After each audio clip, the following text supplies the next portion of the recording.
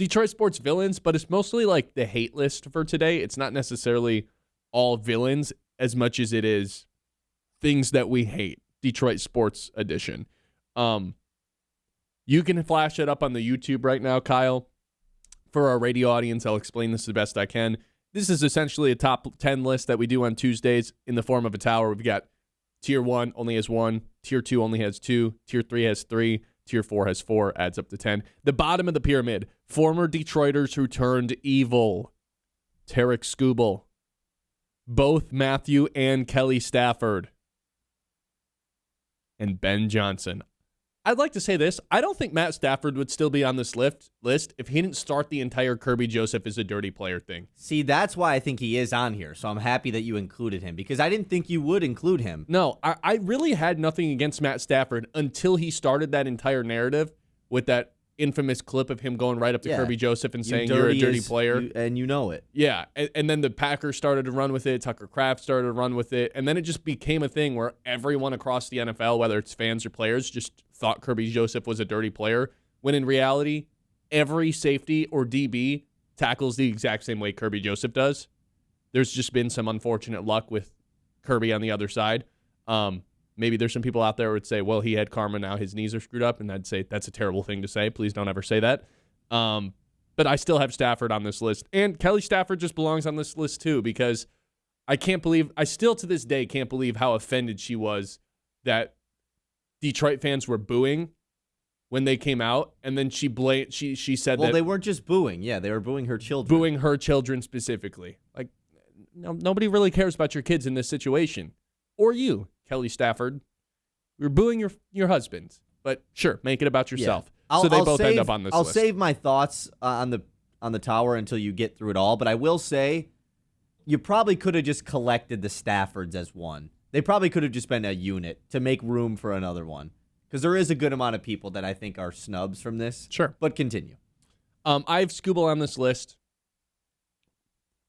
I think even the Dodgers fans are recognizing pretty quickly, like, oh, why is he already talking about the Tigers again? Why is he? Yeah, the Dodgers fans are mad. Yeah, because he keeps talking about the Tigers. Like, yeah, I'd love to go play for Detroit again.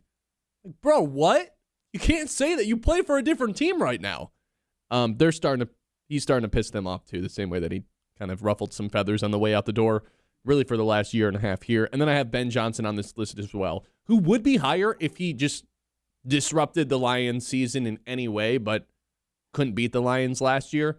And also, there has to be, it just has to be recognized he helped the Lions for a couple of years and stayed an extra season when he didn't have to. Now, if he were to have swept the Lions last year and talked a bunch of... Yeah, it'd probably be different, but that's not where we are right now with Ben Johnson. The third tier is called the mere sight of these people/logos make my blood boil. Jalen Brunson, who I really didn't think I hated that much, and then I pulled up a picture of him to put on this tower, and I started to get visibly upset, and I was like, no, I definitely still hate this guy. The Cleveland Guardians, just said in general, I don't think there's one player on this team anymore that I despise. It's just the entire team. I agree. Them all together. I agree with this because both of their headliners, Stephen Kwan always gets the tag of oh, we got Kwand, and Jose Ramirez. Single. Both of these guys are they are likable guys. Kwan and Ramirez are not jerks. No. So yeah, the Guardians as a whole, and look at that logo. God, it's gross. A C. It's not even a good looking C. It's a disgusting logo. What's up with Cleveland sports just having terrible logos? The Browns, it's just a brown helmet. But the helmet's not even brown. It makes no sense. It's like orange. Yeah. Orange. Yeah, it's orange. It's orange. Cleveland's just a C. The Cavs is just a C with a sword, or it's that new logo that just says Cavs. Gross. Bad. And then Monty Williams, who, it's now been 3 years since he's been employed by the Pistons, but I don't think I'll ever be able to get over the fact that he just robbed Tom Gores in the Detroit Pistons organization of, $70 million, showed up, employed, highest paid coach in all of basketball from the get-go, just clearly did not want to be here. A lot of, it's not just people saying it, it's from within the organization. They thought he was trying to get himself fired from the very beginning. lying to media, saying he was going to do one thing, doing something completely different, playing all bench lineups of 5 guys who cannot shoot the ball. Whatever he did to Jaden Ivey potentially led to Jaden Ivey's career being over. I still just, the sight of him, his name, it's like saying Beetlejuice 3 times. I cannot get over what he did to this Pistons organization and what he did to waste a year of Cade Cunningham, destroy Jaden Ivey, why we were playing Marvin Bagley and James Wiseman together. I don't know if I'll ever be able to get over this. And he got what he wanted. He got fired after 1 year and still collected his $70 million. Yeah, I hate him. The second tier, immediately squaring up if I ever see these two. Hands up. I'm trying to put you in a Kimura lock, dude. I'm trying to tap these dudes out. Aaron Rodgers, still high up on this list. Until the day he retires, he will be on this list for me. And Josh Naylor, who has just really represented the hatred for Cleveland for the longest time, and now has transferred that over to Seattle, which is unfortunate because I like a lot of the guys on the Seattle team. I think Julio Rodriguez is a fun player, but he is just the most annoying guy to play against, maybe across all of sports right now. I truly cannot stand when he's on the other side of the field, when he's in the clubhouse, because he just brings this tomfoolery to the field at all costs. He was annoying in the playoffs, dancing at second base. He's doing these ridiculous celebrations. He's pimping his bat up in the air. Just an awful person to be around. Really, yeah, just these two guys, I truly don't know if I'd be able to resist trying to fight them if I saw both of them in the street. Naylor is he truly is the Dylan Brooks of baseball.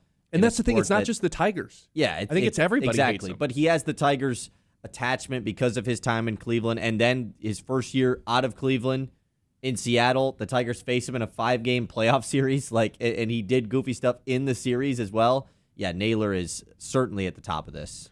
And then the very top of the pyramid is just called FTP. It's just the Packers. When we lose to the Packers the 2 times that the Lions lost to them last year, I could not sleep. I had to go on walks. I had to go clear my head, go on drives. I can't stand losing to these guys. And it's not just one player. It's not just Tucker Kraft.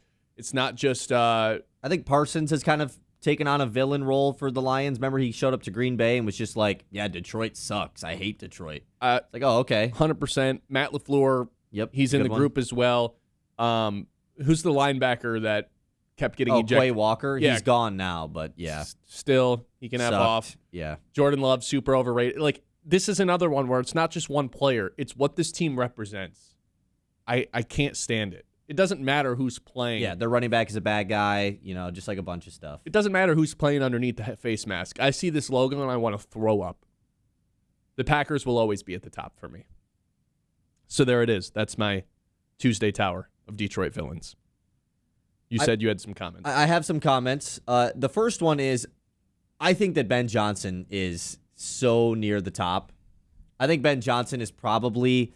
It's hard because Rodgers, I'm with you 100%. He even threw shade at the Lions last year. Yeah. After Pittsburgh, I can't talk about that game. That's what I was going to say. That the Rodgers stuff, it started to fade away a little bit. It was like, okay, it's been several years since he was in Green Bay, and the Lions got the best of him once his Green Bay time was ended, which was the best feeling ever. Sending Aaron Rodgers out that way, missing the playoffs, it was the best. And, walking out with Randall Cobb, they're basically just coddling each other as they're walking off the field. And then for Aaron Rodgers to he started to go down this list. I would say before the Steelers game last year, he would have been on the 3rd tier. But what Rodgers did, and the Steelers beating the Lions last year, and essentially ending the Lions season. Yeah, stupid win. Lions should have never lost that game. We had the play where Amon-Ra flipped it to Jared Goff, and he got into the end zone with a second left, but it didn't count because of a push-off from Amon-Ra. A little extra added on for me because I was sitting in a bar in Milwaukee watching this football game, and so there's Green Bay fans there, obviously. Also, they still like Aaron Rodgers. Perhaps the dumbest touchdown of the season, too, who was the Steelers receiver that caught the ball? Oh, no, it was Kenneth Gainwell. Yeah. Right before halftime. Oh, my God. No, that game sucked. It was the worst game. The Metcalf stuff, which I thought Metcalf kind of earned a little bit of villain points coming into this season based off of what happened last He's year. too big of an idiot to be a villain for And it was Detroit. a one-time He's a villain thing. to himself. It was a one-time thing. They don't play again this year, so I get that one. But then Rodgers had to quote after the game. It's like, I've made some great memories here against this team. I hate you. You are the epitome of scum on this earth, Aaron Rodgers. Yeah, so he deserves to be up here, but I think I think Ben Johnson is at least on the third tier, and the argument could be made for him to be on the second tier, but I don't know who would move off of. Once Rodgers retires, I think Ben Johnson fills in that spot. He keeps the giving us fact that wins. he went to the Bears, man. Went to the Bears from the Lions, and then year one they win the division. But does he get to keep rising up the list if we just keep pummeling him? Well, yeah, obviously, like that's the nice part about it, and I can continue to do the bit of, hey, Ben Johnson's never beat the Lions. Yeah. But if the team still has success, I think, and Ben Johnson just kind of seems like he embraces the villain role a little bit. Yeah, he's got that Darth Vader side to him. He certainly does. He has the super villain kind of aspect to him, so I think he should be much higher. I think the biggest snub, which is where I would combine the Staffords here, I like that you included them. I think Kelly's the bigger villain than Matthew is. Tell that to Kirby Joseph. I think James Harden just earned villain status from the playoffs this year. Yeah, I thought about it. I don't know if that's a Detroit-specific one, though. You know what I mean? Sure. Like, he's just kind of built that reputation up to where everyone just kind of, I don't want to say disrespects him, but no one, like, looks at James Harden's game and is like, wow, what an unbelievably brilliant basketball IQ. What an honorable, noble basketball player. No, everybody sees right through him, especially at this point of his career where he works the refs and he gets to the free throw line and he jumps forward on his jump shots from three and he gets to the foul line, and it's really annoying to play against and it makes me pull my hair out. I don't know if that's enough to become a villain, though. Maybe it is. Yeah. Because you're right, the Staffords probably could have just been one. And then the Scooble thing, how does Scooble continue to rise this list? Like once free agency rolls around and he obviously doesn't come back to Detroit like he's been saying he wants to do. And if they win the World Series, we're just jealous of him and he's even bigger villain. Like, does Scooble continue to rise this list over the next year or so? Or does he just kind of vanish and we'll get over it? This is just us being mad about the trade. Only time will tell with this one. Yeah. Like, I would think Monty Williams wouldn't be on this list anymore.